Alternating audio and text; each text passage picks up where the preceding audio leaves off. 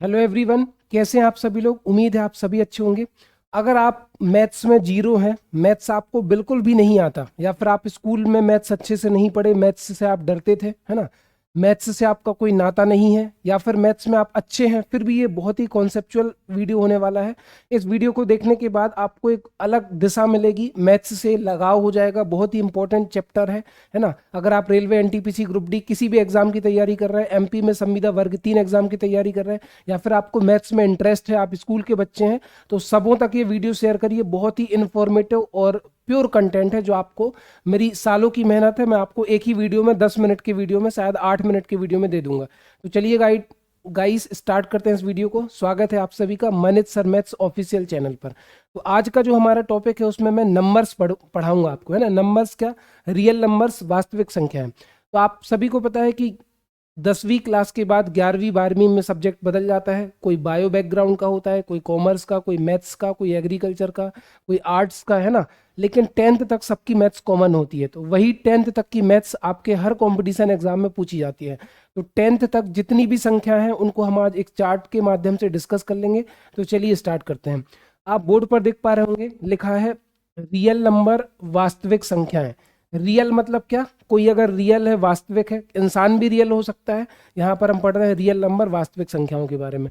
तो वास्तविक संख्याओं को दो भागों में बांटा गया है। एक तो रेशनल नंबर, परिमेय संख्याएं, दूसरा इर्रेशनल नंबर, अपरिमेय संख्याएं।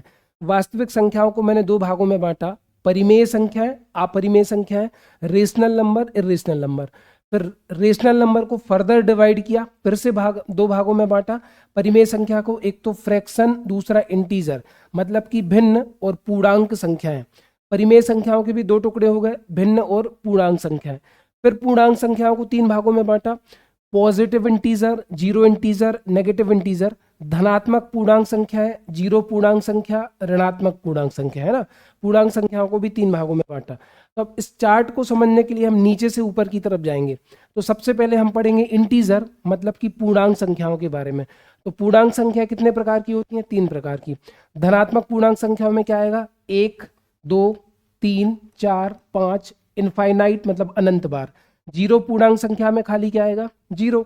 ऋणात्मक पूर्णांक संख्या में -1, -2, -3, -4, -5, -6, -7, ऋण 8, ऋण 9, ऋण 10 और अनंत तक, इनफाइनाइट तक, है ना।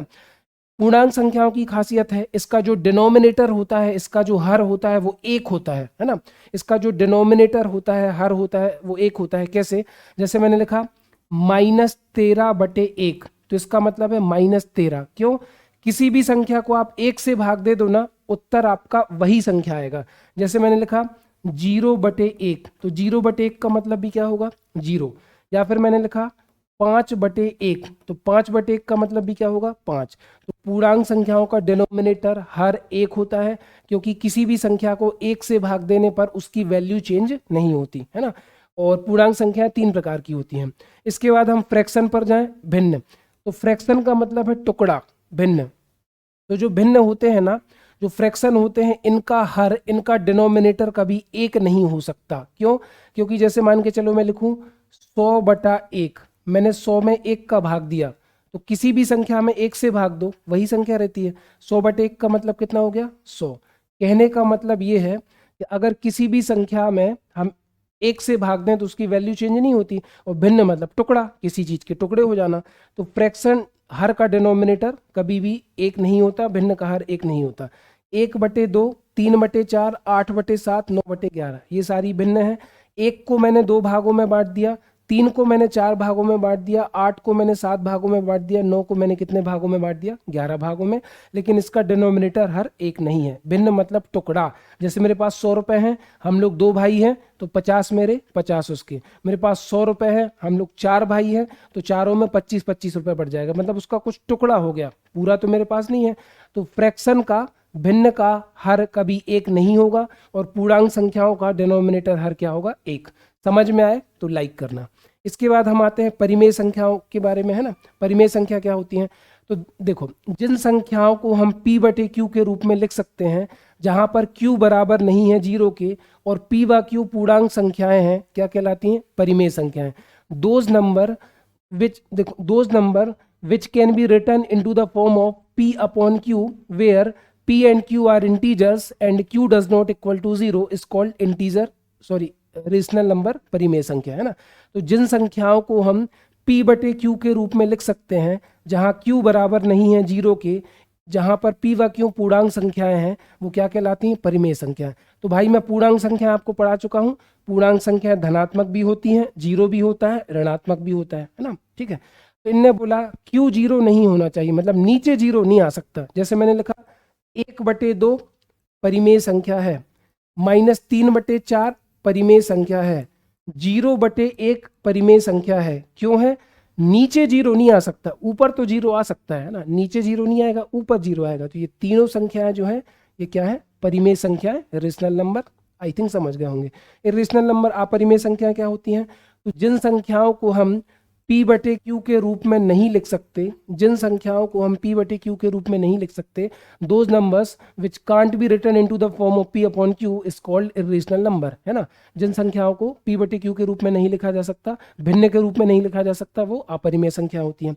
CDS में कंबाइंड डिफेंस सर्विसेज में क्वेश्चन पूछा गया था, which one of the following is irrational number, इनमें से कौन सी संख्या अपरिमेय संख्या है। तो उसमें एक ऑप्शन था पाई, तो जो पाई है ना वो कौन सी संख्या है, अपरिमेय संख्या, याद रखना।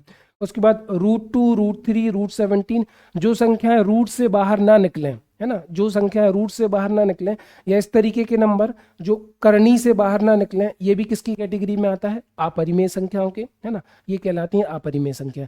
या फिर कोई ऐसा नंबर लिखा है, मैं लिख देता हूँ 2.345789324 मतलब ये नॉन टर्मिनेटिंग और रिपीटिंग डेसिमल भी नहीं है, ये रिपीट कहाँ हो रहा। तो इस तरह के नंबर भी जो होते हैं ना, ये भी किस में आते हैं, हमारे इरेशनल नंबर में। अब रियल नंबर पे हम आ जाएं तो देखो ये जितने प्रकार की संख्याएं हैं, चाहे वो रेशनल नंबर हो, परिमेय संख्या हो, अपरिमेय संख्या हो, भिन्न हो, पूर्णांक संख्या हो, ये सब क्या कहलाती हैं, वास्तविक संख्याएं।